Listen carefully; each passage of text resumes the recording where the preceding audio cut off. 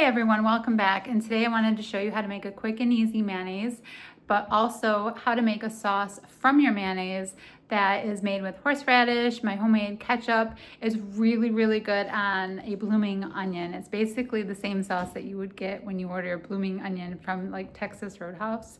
It's really good. So I am going to show you how to whip both of those up. So let's get into the kitchen and get right to it. So in a tall cup or like a mason jar, you want to add 2 eggs and a pinch of sea salt.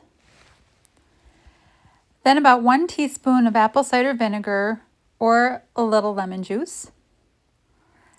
And to this I add 1.5 cups of avocado oil.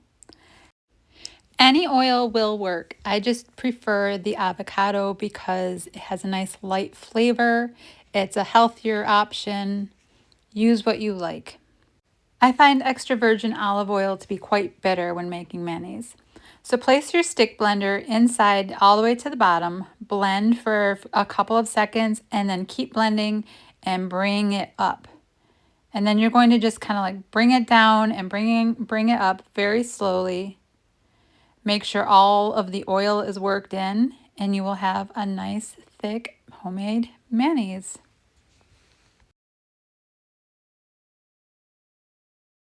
Okay, if you're going to make the horseradish dipping sauce, start with about 1/2 cup of your mayonnaise, and you just want to put this in any kind of bowl, and about 2 tablespoons of ketchup. I use my homemade ketchup. It is so good.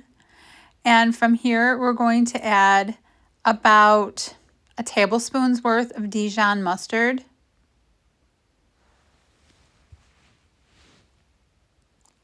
and about a tablespoon worth of any kind of horseradish will do. I like horseradish that's nothing but horseradish, vinegar, and salt. If you're feeling brave, you can grate your own and add it fresh. That's it. It is a really easy sauce to make, and yet it's really delicious. So you can use this sauce on pretty much anything. It's really good on sandwiches. It's really good on like a blazing onion or dipping chicken tenders into. I mean, use your imagination. I think we're going to take the leftovers tonight and add it to some grilled chicken.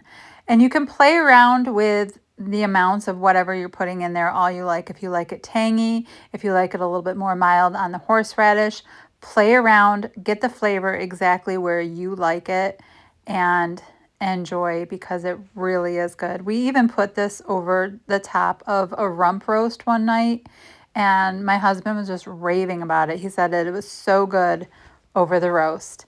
So I hope you make this, and I hope you enjoy it. Have a wonderful day. Bye.